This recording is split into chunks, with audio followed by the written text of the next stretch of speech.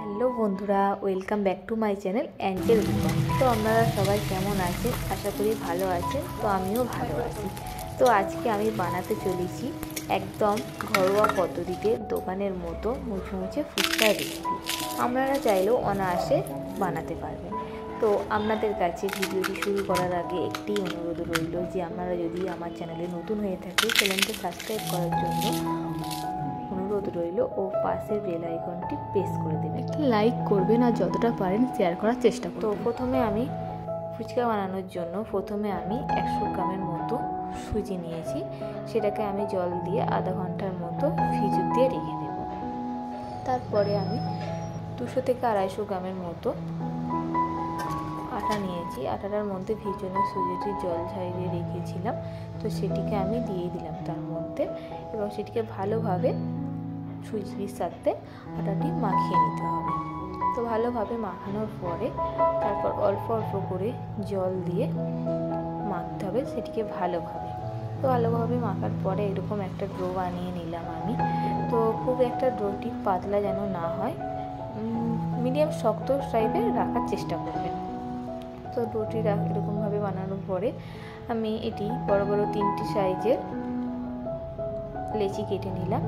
তো সেটিকে এবার আমি বেলে নেব, বেলুন চাকির সাহায্যে একটু মোটা করে বেলে নেব। তো দেখুন বেলা হয়ে গেছে আমার। তো এইরকম মোটা রাখতে হবে বেলাটা। তো প্রথমে উপরে অল্প কিছুটি আঠা দিয়ে চারিদিকটা ভালোভাবে মাখিয়ে নিতে হবে। মাখিয়ে নেওয়ার পরে একটি ছোট ছিপির সাহায্যে আমি গোল গোল করে পুরোটা কেটে নিচ্ছি ফুচকার আকারে। তো দেখুন পুরোটা কেটে নেওয়া হচ্ছে।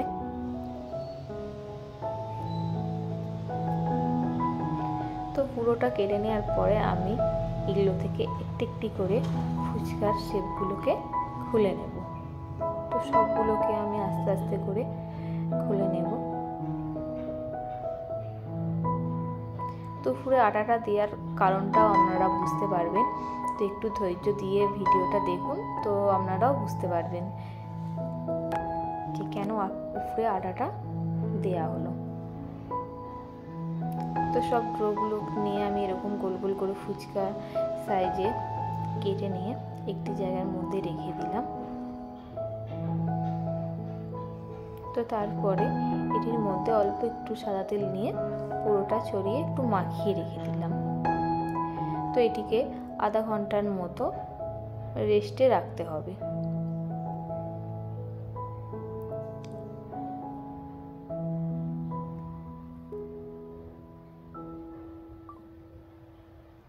তো এবার আমি আধা ঘন্টার জন্য চাপা দিয়ে রেখে দিলাম। এরপর আমি আলুটা টক জলটা রেডি করে নিই। তো প্রথমে আলুটা রেডি করার জন্য আমি বড় বড় 2টি সাইজের আলু কেটে নিয়েছি, সেদ্ধ করে নিয়ে এবং তেঁতুলের ভিজুত দিয়ে তেঁতুল থেকে ফালটি বার করে নিলাম। তো বার করে নেওয়ার পর লঙ্কা সেদ্ধ করে রেখেছিলাম, তো সেইটিকে এক সাইডে মেখে নিয়ে অল্প কিছুটা আমি টক জলের মধ্যে দিয়ে দিলাম। যেহেতু ঝাল আমি কম খাই তার জন্য আমি আমার মতো ঝাল দিলাম। তো আপনারা চাইলেন আপনাদের মতো ঝাল দেবেন। তো তারপর সেদ্ধ আলুগুলো মেখে নিয়ে এতে এবার ভাজা মশলা অ্যাড করছি। তো এতে আমি জিরে গুঁড়ো, ধনে গুঁড়ো, গোলমরিচ গুঁড়োটা পরে দিচ্ছি। তো জিরে গুঁড়ো, ধনে গুঁড়ো, মৌরি, শুকনো লঙ্কা দিয়ে এবার গোলমরিচ গুঁড়োটা অ্যাড করলাম। এবার এতে কিছুটা সাদা লবণ দিলাম ও কিছুটা বিট লবণ দিয়ে একইভাবে এতেও তেঁতুল জলের মধ্যেও সব মশলাগুলো আমি দিয়ে দিলাম। তো এতেও কিছুটা সাদা নুন আর কিছুটা বিট লবণ দিয়ে ভালোভাবে মিশিয়ে নিলাম। তো এবার আলুটার মধ্যে আমি কিছুটা মটর সেদ্ধ করে রেখে দিয়েছিলাম। তো মটর সেদ্ধটা দিয়ে কিছুটা কাঁচা লঙ্কা কুচি ও অল্প কিছু পেঁয়াজ কুচি অ্যাড করলাম এটার সাথে। তো আপনাদের পছন্দ মতো দিতেই পারেন। তো এতে ধনেপাতা কুচি দিতে পারেন। তো আমিও দিয়েছিলাম লাস্টে। তো এটিকে ভালোভাবে মেখে নেওয়ার পরে এতে অল্প একটু টক জল দিয়ে দিলাম, দিয়ে আবার ভালোভাবে মাখিয়ে রেডি করে নিলাম টক জল এবং আলুটা। তো এবার আধা ঘন্টার পর আমি ঢাকাটা খুলে এগুলোকে দেখুন একটার সাথে একটা জোরে নেই, শুধুমাত্র সাদা তেল দেওয়ার এটাই কারণ। যে সাইডটা আটা লাগিয়েছি সেই সাইডটা আমি একদিকই বেলতে হবে, দুই সাইড বেললে হবে না, যে কোনো এক সাইডে নিয়ে বেলতে হবে। তো একইভাবে সেই সাইডটা নিয়ে তেলের মধ্যে সেটিকে ছাড়তে হবে। হালকা হাতে 2 থেকে 3 বার দিয়ে বেললেই হয়ে যাবে। তো আমি একটা একটা করে সব ফুচকাগুলো আগে বেলে নিলাম। তো এরকম থালার মধ্যে আমি চারিয়ে রেখে দিলাম। তো এটাকে আমি প্রথমে 3টে থালাতে বেলে নিয়েছি। তো এটাকে রেস্ট রাখতে হবে, রেস্টে। তো প্রথমে যে থালাটিতে আমি ফুচকাগুলো বেলে রেখেছিলাম সেই থালাটির ফুচকাগুলো প্রথমে তেলের মধ্যে দিতে হবে। পরে যে থালাগুলির মধ্যে ফুচকাগুলো বেলে রেখেছিলাম সেই থালাগুলি তার পরে ভাজতে হবে। তো প্রথমে আমি সাদা তেল গরম করে নিলাম। তো এখন গ্যাসের ফ্লেমটি একটু জোরে দিয়ে দিতে হবে, আস্তে দিলে ফুলতে একটু অসুবিধা হয়। তো দেখুন জোরে দিয়েছি, তো লাস্টে আস্তে দিয়ে দেবো। তো তেল গরম হয়ে যাওয়ার পর আমি একটা একটা করে ফুচকা দিয়ে ভেজে নিচ্ছি। তো দেখুন কীরকম ফুচকাগুলো ফুলছে। তো আপনারাও এই সেম একই পদ্ধতিতে করে দেখবেন, আপনাদেরও এইরকম একদম দোকানের মতো মুচমুচে ফুচকা হবে। তো আমি এইটা নিয়ে অনেকবারই এরকম ফুচকা বানিয়েছি। তো আপনাদের ঘরেও ভাবলাম আমাদের সাথেও শেয়ার করি এই রেসিপিটা, তার জন্য শেয়ার করলাম। তো আমি সব ফুচকাগুলো এইরকম একে একে ভেজে নিলাম।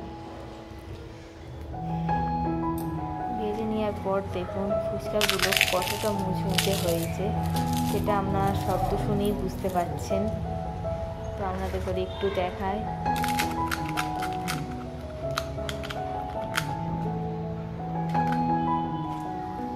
প্রত্যেকটা ফুচকা এরকম দ্বারা ফুলেছে ডুমো ডুমো করে, আর এরকম মুচমুচে হয়েছে। তো এইবার এরকম ফুচকাগুলো অনেক দিন রাখার জন্য আপনারা রোদে দিয়েও রাখতে পারেন। তো এটা অনেক দিন পর্যন্ত থাকবে। তারপর আমি এটার মধ্যে আলু দিয়ে টক জলের সাথে এবার পরিবেশন করব। তো ফুচকাটি তো আমি খেলাম তারপর প্রথমেই। তো খেয়ে তো আমার ভীষণ ভালো লেগেছে। তো আগেও আমি বানিয়েছিলাম অনেকবার, তো আবার বানালাম। তো দোকানে কিনে খাওয়ার থেকে বাড়িতে এরকম বানিয়ে আপনারা অনেক দিন সংরক্ষণ করে খেতে পারেন। তো রেসিপিটা কেমন লাগলো অবশ্যই জানাবেন বন্ধুরা। ধন্যবাদ।